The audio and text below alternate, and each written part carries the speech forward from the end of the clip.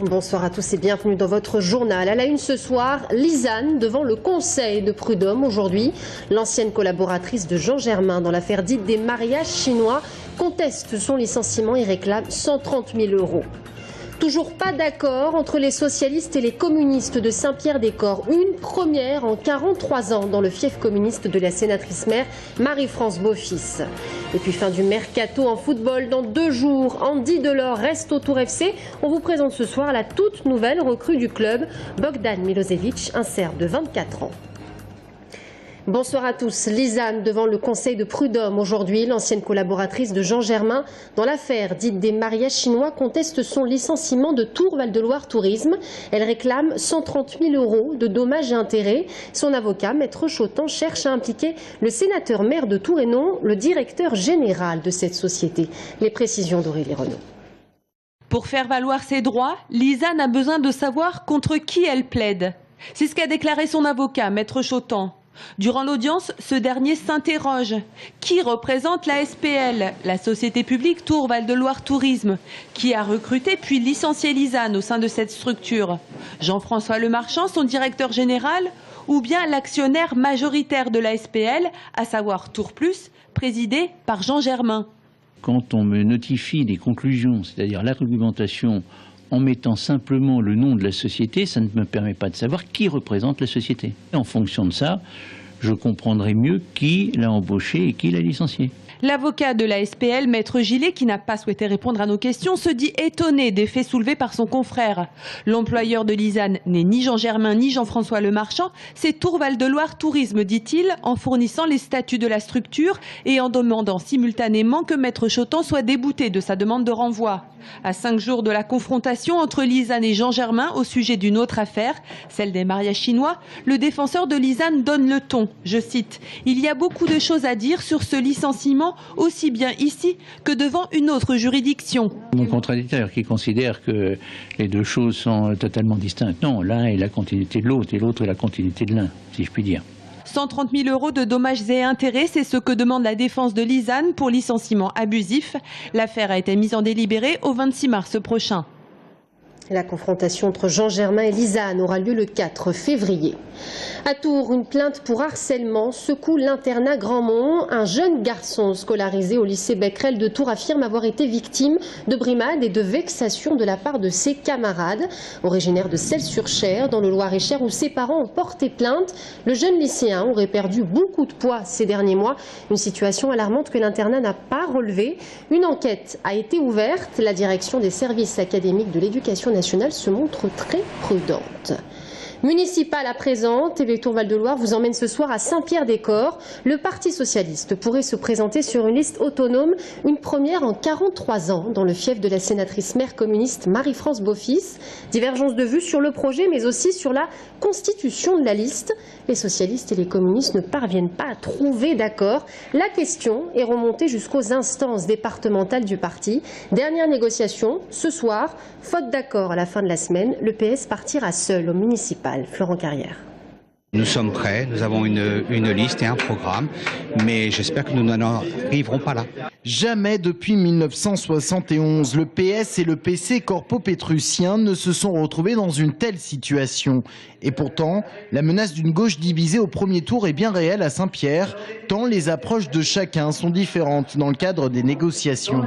Nos partenaires sont dans la logique exactement inverse, un accord de principe, ensuite une discussion sur la répartition des candidats et ensuite une discussion sur le programme. Nous pensons qu'il faut d'abord dire ce qu'on veut faire avant de s'engager sur qui va le faire. Ça nous semble tout simplement d'une logique élémentaire. Pourtant, pour les communistes, les grandes orientations ont déjà été validées. Le reste du programme étant à la charge de l'équipe qui sera mise en place. Mais quelle équipe et quelle représentation pour chaque parti? Ce sont les résultats aux dernières élections qui doivent le déterminer et les socialistes s'étonnent de voir exclue la présidentielle, mais pas les dernières européennes lorsque Marie-France Beaufils était candidate. Résultat, Le PC propose 20 candidats communistes et 13 socialistes, lorsque les socialistes proposent 18 candidats communistes et 15 socialistes. La règle, c'est on prend toutes les élections, sauf les présidentielles, quel que soit le ou la candidate. À partir de là, ça peut nous être favorable comme ça a pu nous être défavorable, mais peu importe, c'est la règle. Là, de manière arbitraire et autoritaire, ils reviennent sur ces règles établies entre nos deux sections. Donc on ne peut pas rompre un accord et créer des désaccords du seul fait du prince. Il n'y a pas lieu qu'on leur fasse de cadeaux dès lors que la politique nationale, d'autant plus, est contraire aux intérêts de la population. Et comme si cela ne suffisait pas, communistes et socialistes sont en désaccord sur des questions de fond, comme les compétences à transférer à Tour Plus. Un bras de fer entre les deux formations politiques peut être annonciateur d'un nouvel équilibre à gauche à Saint-Pierre. Certainement, ça fait partie d'une stratégie pour minimiser et mettre à mal le Parti communiste. On n'en est pas là aujourd'hui. Là aujourd'hui, le débat est en place. On va dire ça comme ça. Difficile de ne pas penser que le PS attend le retrait de Marie-France Beaufils pour prendre la ville. Mais on n'en est pas encore là. Mickaël Cortot appelle au dialogue et à la concertation alors que les négociations reprennent ce soir. Il devait conduire la liste Rassemblement à droite à Château-Renaud, en Indre-et-Loire. Aujourd'hui, Franck Boucher accuse la fédération UMP de l'avoir écarté de la course au municipal. Il s'en explique ce soir sur notre plateau. Il est l'invité de la rédaction. Les salariés de Delphi continuent de se battre pour sauver leurs emplois. La CGT dénonce la délocalisation de l'équipementier automobile et la concurrence directe au nom du profit. 136 postes sur 1650 devraient être supprimés sur le site de Blois. Selon la direction, je cite, la dégradation des carnets de commandes en Europe liée au recul du marché du véhicule diesel pousse à augmenter le nombre de départs. À ce jour, Delphi pourrait supprimer 202 emplois en France. Comment attirer de nouveaux chefs d'entreprise en Touraine? Comment dynamiser l'économie en pleine crise?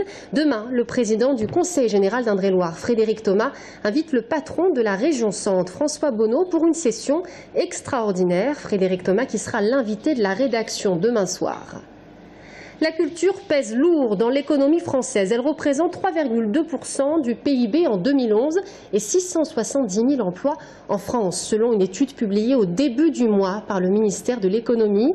À Tours, l'association Tours en Scène forme chanteurs, musiciens et propose même des formations professionnelles pour ceux qui voudraient se reconvertir. Anaïs Michaud. Depuis 20 ans, Tous en Scène enseigne les musiques actuelles avec un objectif, la scène. Chaque année, l'école accueille entre 900 et 1000 élèves, ce qui fait d'elle l'une des plus importantes structures françaises d'enseignement des musiques actuelles. Parmi eux, des élèves qui viennent pour le loisir, mais aussi une centaine en formation professionnelle. Souvent les gens quand ils arrivent ici en formation sont soit au chômage, soit en reconversion, ça dépend souvent de l'âge. Mais en matière de reconversion, on a eu vraiment plusieurs exemples. Je parlais tout à l'heure d'un chauffeur routier, je me rappelle d'un bluesman qui était aide-soignant et qui a fait un congé individuel de formation et qui maintenant est devenu musicien et a réussi à en vivre. 3 400 € la formation d'1 an à raison de 20 heures de cours par semaine, avec à la clé un diplôme de niveau bac. C'est le parcours qu'a choisi Romane, qui a terminé sa formation il y a 2 ans et qui est à présent professionnel, avec un mot d'ordre, la polyvalence. J'ai fini par donner des cours dans différentes structures, dont ici, et puis travailler aussi pour un magazine qui s'appelle Guitar Part, où j'interviens pour donner des cours de guitare aussi. Et puis du coup à côté de ça, j'ai un projet aussi musical avec mon groupe, donc on sort un album, on tourne un petit peu, etc. Oubliez le cliché selon lequel c'est difficile d'en vivre. Quand on aime la musique, il faut parfois simplement savoir se jeter à l'eau. Il n'est pas plus dur de travailler dans la musique, voire peut-être plus simple. Après, il y a des musiciens qui vont gagner, il ne faut pas se leurrer, il ne faut pas dire non plus que c'est génial, mais il y a des musiciens qui n'y arrivent pas et il y en a qui vivent tout à fait correctement. J'ai envie de dire que par expérience, tous les musiciens qu'on a pu voir passer par Tous en Scène, et aussi par ceux qu'on peut connaître au niveau national, les gens qui sont débrouillards, si je peux utiliser ce terme-là, et qui ont vraiment envie de faire de la musique, arrivent toujours à vivre de la musique. De 16 à 60 ans, évoluant dans le métal, le gospel, le jazz ou encore le rock, les profils sont variés, des élèves qui ont tous fait le choix de vivre de leur passion. Entre domaine public et domaine privé, le feuilleton se poursuit au domaine de Chambord, dans le Loir-et-Cher. Le député UMP Patrice Martin-Lalande proposait il y a 2 semaines de faire fusionner les communes de Chambord et de Saint-Dié dans l'intérêt général. Le conseil d'administration du domaine a voté, lui, il y a quelques jours, une enveloppe de 4,8 millions d'euros pour indemniser les commerçants prêts à quitter les lieux. S'ils signent, ils devront être partis au 15 mars. Le dialogue se durcit entre la municipalité et le domaine.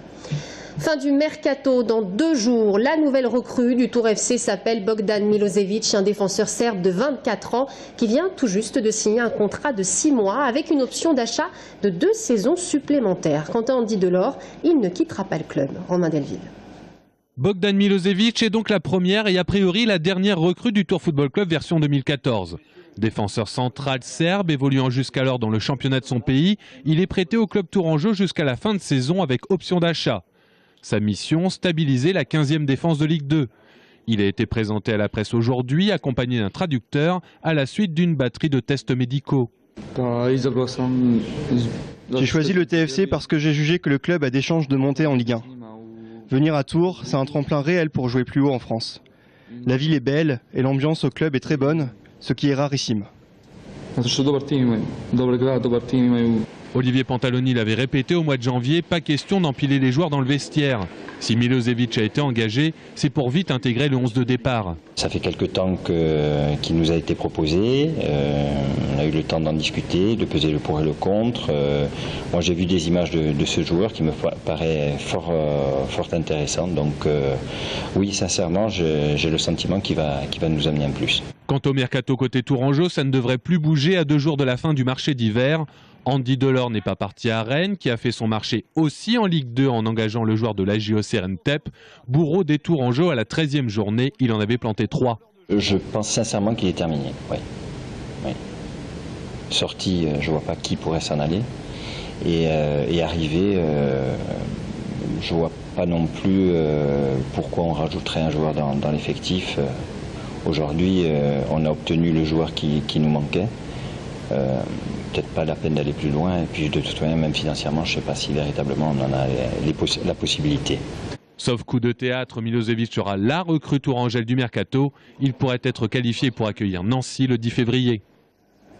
Voilà, c'est la fin de ce journal. Merci à tous de nous avoir suivis. Dans un instant, on parle des municipales à Château-Renaud avec notre invité de la rédaction, Franck Boucher. A tout de suite.